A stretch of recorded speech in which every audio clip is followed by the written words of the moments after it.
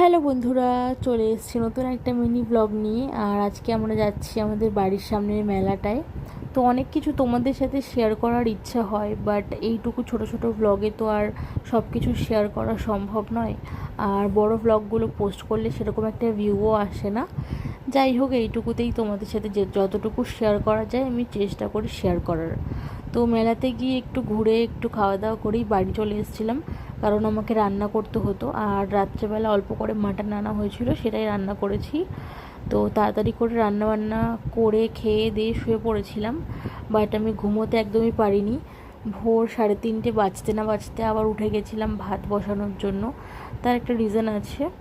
আর একটু চাও করে নিচ্ছিলাম, যেহেতু বিট্টু কাজে বেরোতো, ভাবলাম যে একটু চা করে দিই, চাটা খেয়েই যাক, নয়তো সেই বাইরে খেতেই হবে।